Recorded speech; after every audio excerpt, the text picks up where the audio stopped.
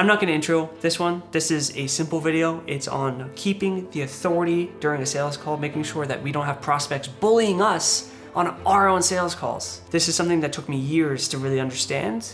And in the next 2 or 3 minutes, this is gonna be a short and sweet video. In the next 2 or 3 minutes, I'm really gonna try to make sure that you have all the tools and understanding necessary to make sure that in every call you have, you can maintain the authority frame. And rhyme like me.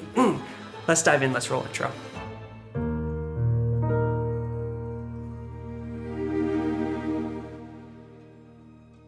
In every single conversation, not sales conversation, but conversation in general, personal or professional, there's always a dominant and a non-dominant, an alpha and a beta. If we're looking at employer to employee conversations, it's obvious as to who is who.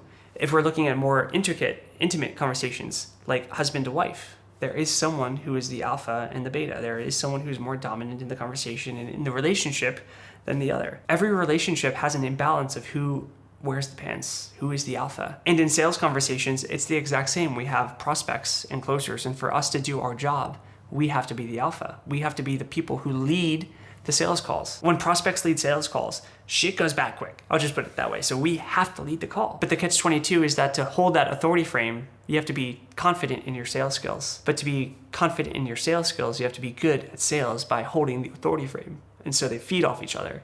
Which means since we have a catch-22, that we have to find a different way to create the authority frame, to hold the authority frame, so that eventually we can build our sales confidence and hold the authority frame naturally. To set the agenda, there are 3 things we're gonna discuss in today's lesson. The first is what happens when we don't have authority in a sales call, where the sales call goes wrong. The second is how we can frame the call to instantly instill authority in the sales call. And the third is how we naturally can approach and mentally approach sales conversations to hold authority. I remember my real estate marketing agency, when I first started selling, I would come across agents that would just try to bully me.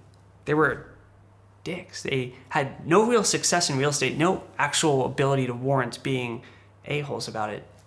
But they would come on calls and just say, I don't have time for this, so what is it that you guys do and how much is it? And when that happened, I would think to myself, you're here because you have a problem that you're trying to solve.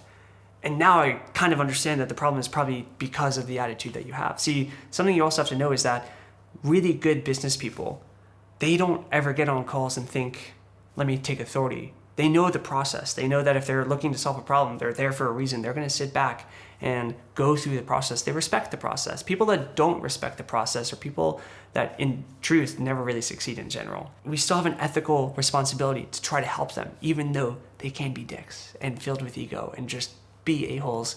We still want to try to help them. It's our duty to try to help them if we actually can help them. But until I learned how to handle authority and how to gain back authority from people that were trying to take it, the people that were coming on and trying to daddy me on the call, until I learned how to handle that authority frame, I lost those opportunities every single time. See, something we have to understand is that people don't buy from people that they think are beneath them.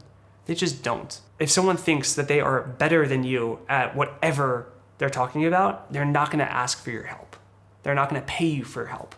And so if we get on a sales call with, in this case, real estate agents, and they think that they are better at real estate and better at lead generation or selling or whatever it is than you are, then they're not going to pay you money to help them with it. They're going to pay money to people that they respect, to people that they think can actually help them. And to do that, you have to have authority. And so the first reason, the first topic, the first point of this lesson is saying that without authority, we're not going to ever get closes. We can't help people because they think we're lesser than them. Which brings us to number 2, we have to instantly instill authority.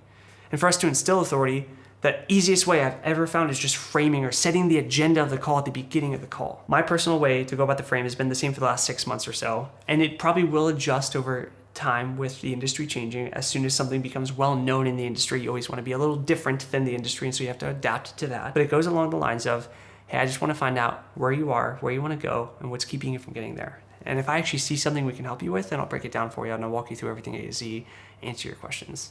And at the end of this, if you like what you hear, then I'll make you an offer. Is that fair enough? And I changed that, of course, to a 2-call or multi-level call, but that's the frame. My tonality is a little bit different. My cadence is a little bit different. I'm riffing a video rather than talking to a prospect. But in short, I'm telling them exactly what we're going to do in the call. And so when I start to ask questions in discovery, I don't get them interrupting me because I set the agenda. And if I set the agenda, just like I'm the host at a party, no one's going to try to backtalk me. No one's going to go to a party where someone else is hosting and then try to make a different event plan for the party. That's just not how people work. If you're the host, then host. And the first thing you can do to take instant authority of a call is to set the agenda within the first 2-ish minutes. Without having to have any kind of confidence in your sales skills, without having to even mentally have the right approach to a sales conversation, just by setting the agenda gives you authority. It gives you the authority frame of leading the call. And topic number 3 is that we have to be able to uphold that authority frame.